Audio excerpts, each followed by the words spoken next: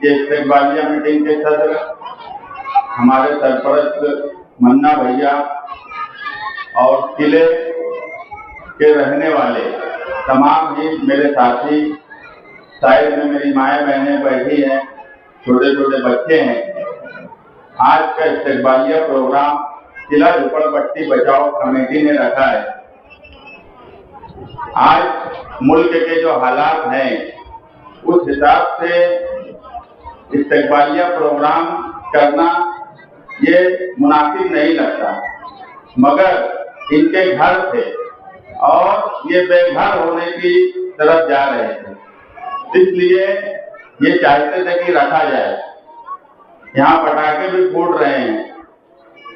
हमारी आर्मी जो है वो भी दुश्मन मुल्क में पटाखे फोड़ी, तो मैं तो यही मानूंगा जो पटाखे फोड़े जा रहे हैं ये हमारी आर्मी की भी हौसला अफजाई हो, इसलिए फोड़े जा रहे हैं।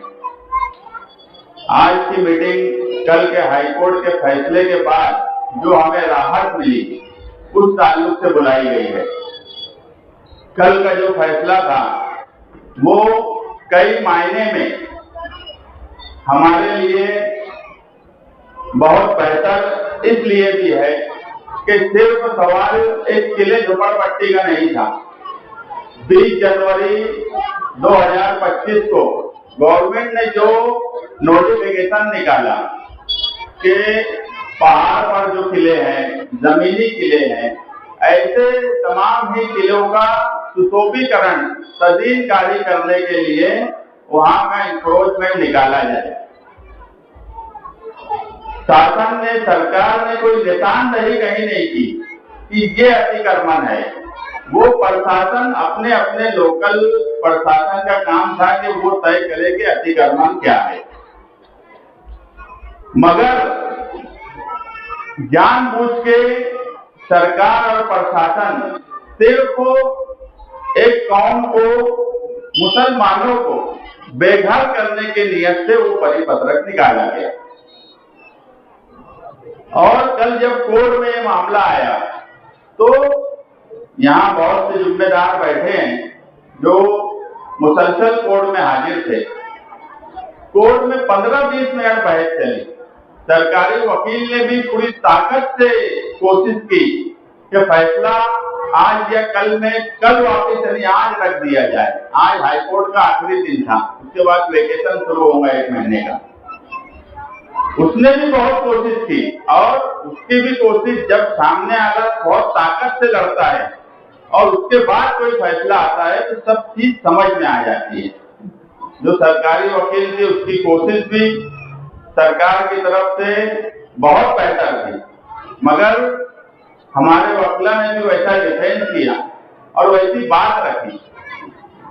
जज साहब को कहीं ना कहीं ये मानना पड़ा कि सिलेक्ट करके नोटिस दी जा रही है, इसलिए उन्होंने ऑर्डर में लिखा, ऑर्डर भी आ गया कि प्रोसेस ऑफ लॉ करके ही कोई भी कामकाज किया जाए। और 25 तारीख को सरकारी ऑफिसरान मतलब कलेक्टर या तहसीलदार अपना अफिडेविट फाइल करे। हम एकदम साफ हमारी पिटीशन थी, हमने कोई जगह नहीं मांगी थी कि इसके बदले में मुतबादिल जगह दे दो। हमने साफ कहा कि किले की जो 4 दीवारी है उसके अंदर स्कूल चल सकती है, उसमें जिमखाना चल सकता है, उसमें टेनिस कोर्ट चल सकता है, उसमें शौचालय बन सकती है। तो किला और खंडक, हम जहाँ खड़े हैं ये खंडक है, यहाँ हॉल बना रह सकता है। तो उसके बाद के लोगों को भी नोटिस क्यों दी गई? अगर नोटिस देने की बात है तो नोटिस स्कूल वालों को भी दी जाए और सबको दी जाए। अगर due to process of law के साथ भी हमको यहाँ पर जाना पड़ेगा तो हम वहां भी जाएंगे, अपनी बात रखेंगे। और जो इंक्रोचमेंट स्कूल के अंदर है जहां से आरएसएस का हेडक्वार्टर चलता है, उनको छोड़ देना ये कहीं ना कहीं एक किसी को टारगेट करने जैसा है। और कोर्ट को भी ये बात लगी कि ये टारगेटेड नोटिस दी जा रही है। तहसीलदार साहब हाजिर थे, उनसे भी कई बार पूछताछ की गई, उनको भी बोला गया कि तुम्हारी नोटिस गलत है, तुमने गलत नोटिस दी है। बोलने का मतलब ये है कि ये फैसला होने के बाद आज ही मुझे विशालगढ़ से किसी का फोन आया। विशालगढ़ में 2 दिन पहले वन विभाग ने वहां के रहने वाले लोगों को, रिहायशी लोगों को जो सालों से रह रहे हैं, उनको भी 15 दिन में खाली करने की नोटिस दी। हम आसिफ शेख साहब से बात करेंगे और हम कोशिश करेंगे उनकी भी मदद की जाए। ये वही विशालगढ़ है जहां पर इससे पहले प्रशासन ने एक दरगाह पर जबरदस्ती बुलडोजर चलाया था। तो ये माइनॉरिटीज इस रियासत में जहां भी परेशान है, हम हमेशा बोलते हैं कि मालेगांव शहर रास्ता दिखाने का काम करता है और ये फैसला भी कहीं ना कहीं रास्ता दिखाने का फैसला है। ये लड़ाई अभी खत्म नहीं हुई है। 133 जो रहने वाले लोग हैं वो कोर्ट में गए हैं, उनको राहत मिली है। मैं यहाँ की किला झोपड़पट्टी बचाव कमेटी की जिम्मेदारान हैं, अगर इनके साथ और लोग जुड़ते हैं तो मैं इनसे यही कहूंगा कि उनको जोड़िए। हमें सबको साथ लेकर चलना चाहिए। अगर जो भी लोग तुम्हारे साथ आते हैं तो उनको जोड़िए, और अगर ड्यू टू प्रोसेस से भी हमें जाना पड़ेगा तो हमें पता है कि जज साहब ने कहा कि जो रिकॉर्ड दिख रहा है पेटिशन में, 40 साल से कुछ लोग वहां रह रहे हैं और उनको तुम एक नोटिस देके बोलते हो कि तुम यहाँ से जाओ। आप 40 साल से पहले से रह रहे हो। अभी वो भी पेपर हम निकालने की कोशिश करेंगे, वो भी कागजात निकालिए कि हम और कितने साल पहले से रहेंगे, क्योंकि ये लड़ाई अभी खत्म नहीं हुई है। ये अभी की राहत है। 31 मई तक जिस हिसाब से शासन और प्रशासन काम कर रहे थे उसमें हमें राहत मिल गई है, मगर लड़ाई हमारी बाकी है और लड़ाई इत्तेहाद के साथ और मिलकर लड़ने की जरूरत है, क्योंकि इस शहर में गुमराह करने का काम भी हमेशा से होता आया है। मगर हजरत जो बोले कि मैं एक दिन पहले अजीतजादा पवार के पास गया, उनको बोला कि पर्याय जगह दिए बगैर, मुतबादिल जगह दिए बगैर कोई जगह खाली नहीं होगी। ये तो अव्वल दिन से ये बात थी कि मुतबादिल जगह देंगे। डिप्टी डीवाईएसपी, एडिशनल कलेक्टर, तहसीलदार, प्रधान साहब, कारपोरेशन के आला अधिकारी, ये सब मेरे साथ उस जमीन के दौरे पर जब हजरत सो रहे थे, जब भी वो जगह बता दी गई थी हमको, ये पर्याय जगह आपको देना है, आप बैठकर बात करिए। कई ऑफिशियल मीटिंग हमारे साथ की गई कि मुतबादिल जगह हम दे रहे हैं, आप जाइए। मगर सवाल मुतबादिल जगह का नहीं था, सवाल इंसाफ का था और सबके साथ एक जैसा व्यवहार शासन क्यों नहीं करता है, ये सवाल था।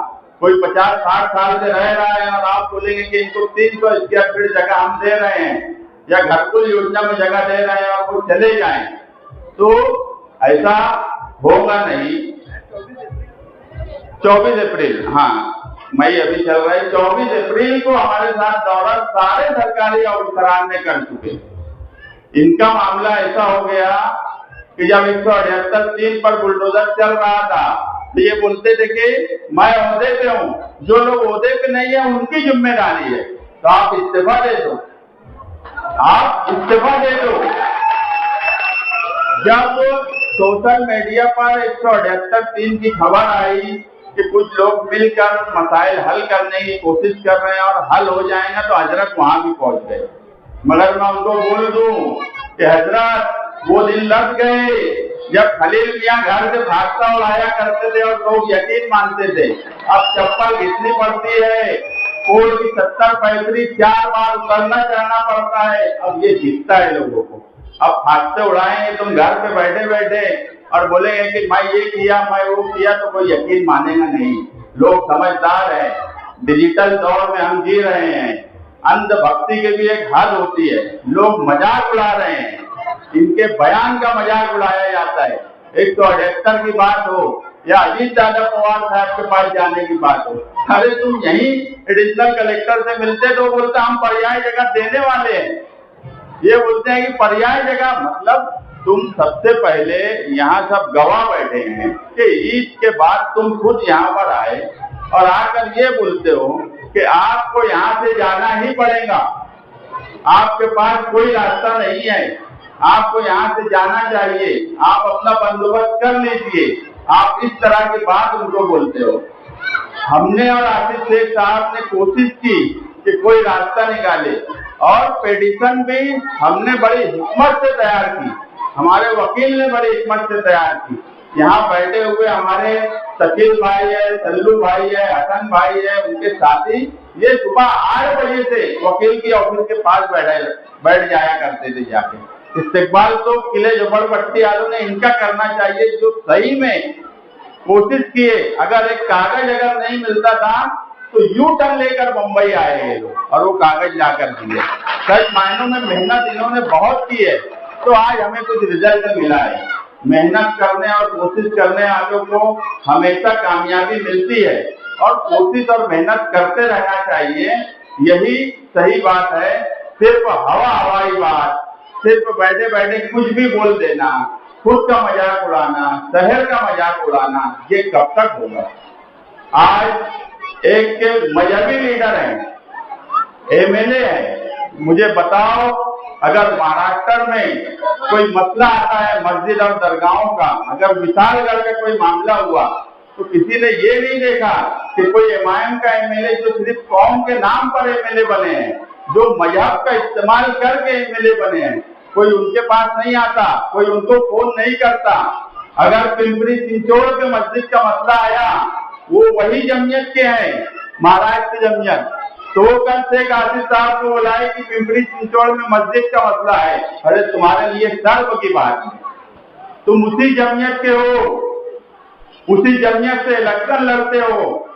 तुम्हारे महाराष्ट्र के सदर को नहीं भरोसा कि तुम कुछ कर सकते हो। एक एमएलए होने के बाद भी विशालगढ़ पे अगर दरगाह का मसला है तो वो मुझे फोन कर रहे हैं, एक एमएलए और मजहबी लीडर को फोन नहीं कर रहे हैं, क्योंकि बाहर भी सबको पता है कि ये आदमी को कुछ नहीं समझता, ना कायदा समझता, ना कानून समझता, ना कुछ करने की कोशिश है, ना जद्दोजहद कभी मुसलमानों के लिए करते, ना उनकी तकलीफ के लिए करते। जो आदमी आपके शहर में कुछ नहीं करते, आपके शहर पे जब मुसीबत आ जाती, बांग्लादेशी के मामले से लेकर आज तक मुसलसल शहर पर मुसीबत आ रही है, जो उनके नहीं हो पा रहे हैं, जो उनके वोटर हैं, जिन्होंने उनके लिए वोट दिया, जो उनके नहीं हो रहे हैं, वो क्या महाराष्ट्र के मुसलमानों की नुमाइंदगी करेंगे।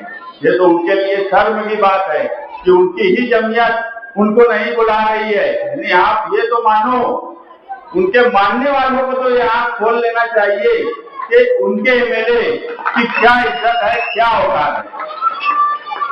सबको समझता है कि ये आदमी कोई कोशिश किसी के लिए करना, हाँ तुम इनको ठेकेदारी का बोल दो, अगर बोल दो कि ये किला झोपड़पट्टी उखड़ेगी तो यहाँ पर कुछ ठेकेदारी करने का मौका मिल जाएगा।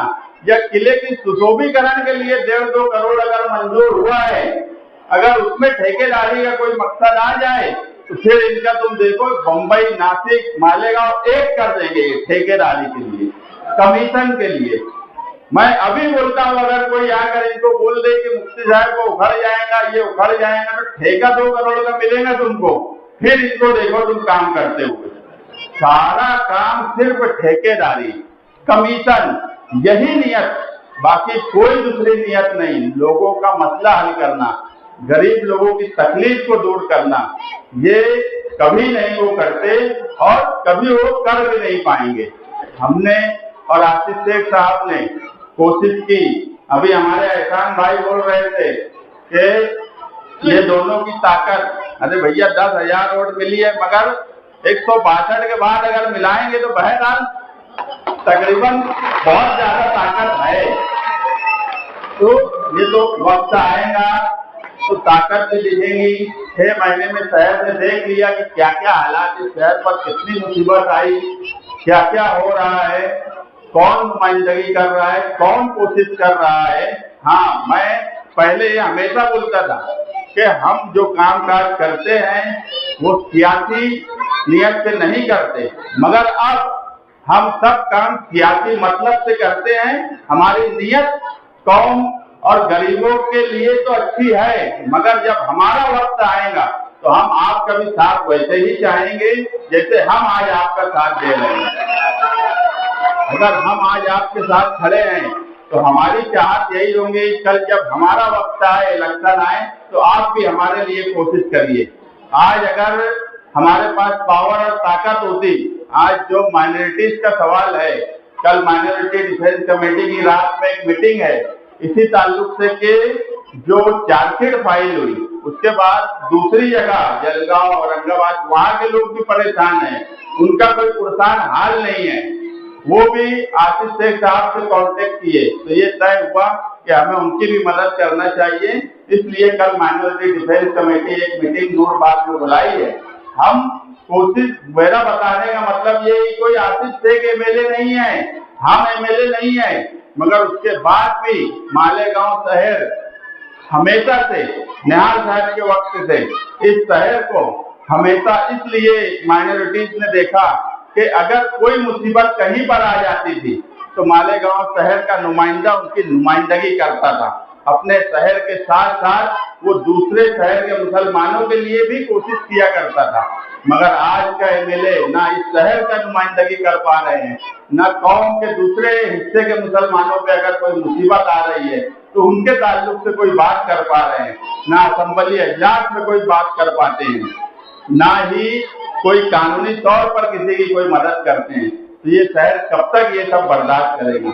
आपको भी ये सिर्फ किले का सवाल नहीं था, ये मालेगांव शहर के तमाम ही शहरियान के सामने एक सवाल था कि जो एमएलए ने कहा था कि अब कुछ नहीं हो सकता, उसमें हमने जो भी कोशिश की, अल्लाह ने हमें कामयाबी दी। आप सब लोग जो इसके लिए कोशिश किए, जो हाईकोर्ट आए गए, यहाँ मेरी माएँ बहनें बैठी हैं जिन्होंने दुआएं की, मैं सबका शुक्रिया अदा करता हूँ कि आप लोगों का साथ इसी तरह रहना चाहिए ताकि आगे भी हमारी लड़ाई अभी चलेगी। आज मसला हल नहीं हुआ है, मैं फिर एक बार कह रहा हूँ, आज मसला हल नहीं हुआ है, आज हमें वक्ती राहत मिली है, मगर हम कोशिश जरूर करेंगे कि ये मसला हल हो और इंसाफ सबके साथ बराबर होना चाहिए। हम कानून के साथ रहते हैं, कानून की बात करते हैं, और कानून में कोई स्कूल और कोई झोपड़ा या कोई आरएसएस का है तो वो अलग नहीं है, कानून सबके लिए बराबर है और कानून सबके लिए बराबर होना चाहिए।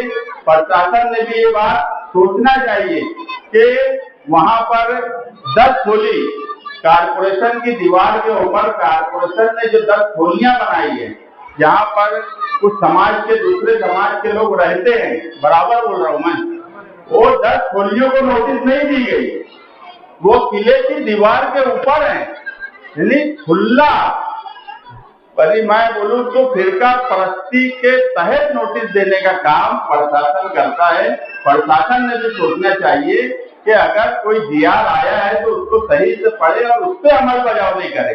अगर आज भी प्रशासन सबको नोटिस देगा तो हम ड्यू टू प्रोसेस से भी प्रशासन के सामने अपनी बात रखने के लिए काबिल हैं।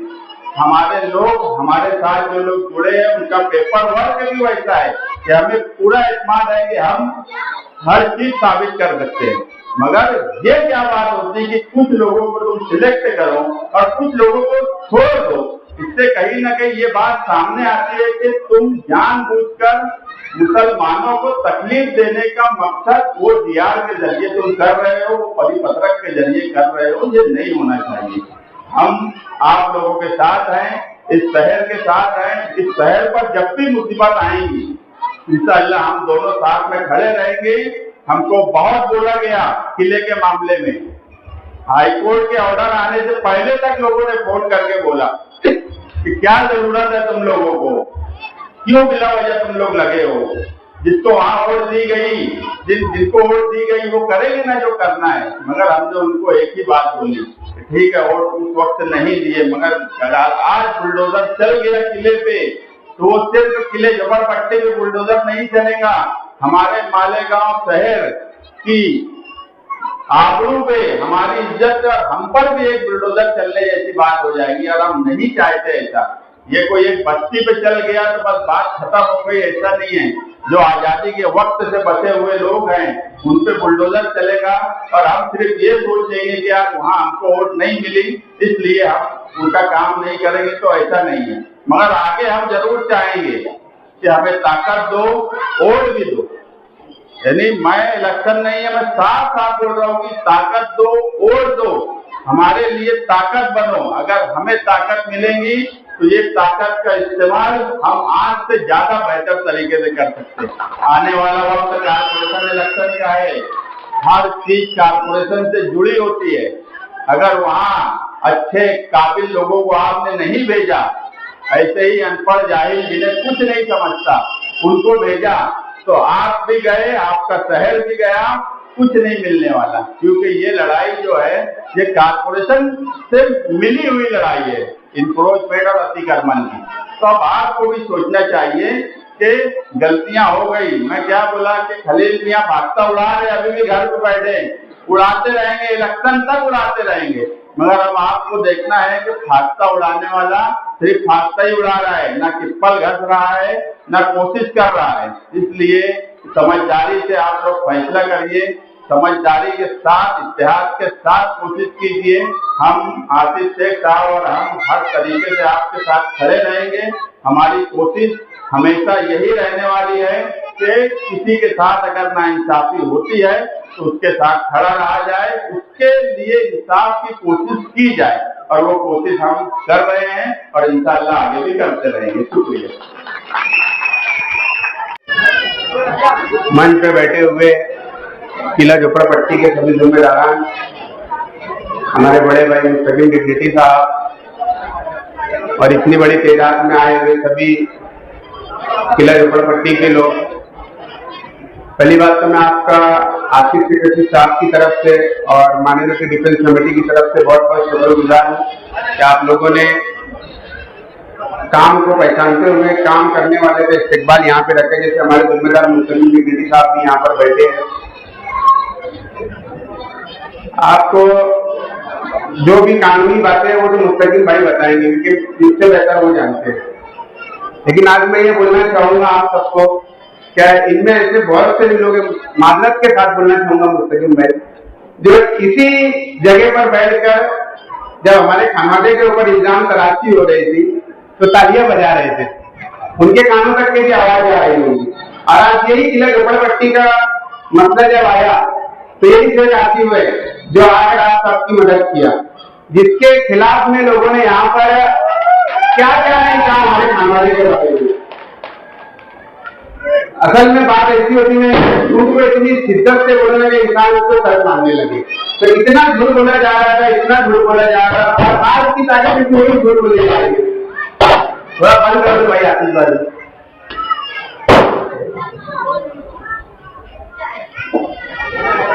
तो बोलने का मतलब ये है कि शहर ने जिसको जिम्मेदारी दिया था वो शहर से गायब है। और अभी पिछले दिनों मैंने एक बयान सुना कि मेरी मेम्बरी चली जाएगी। मुस्तकिम भाई ऐसा होता है क्या? प्राइवेट जगह प्राइवेट है ना, सरकारी काम एक मेम्बरी नहीं जाती। तुम्हारे पास तो पावर है ना, ये तुम मालूम मुजाहिद को देखो, कोई पावर नहीं है, कोई नहीं है आगे पर मुस्तकिम डिग्निटी, फिर भी अल्हम्दुलिल्लाह 25 जून तक के हाईकोर्ट से आपके लिए ऑर्डर लेकर आए। इसका बोलते हैं महिला।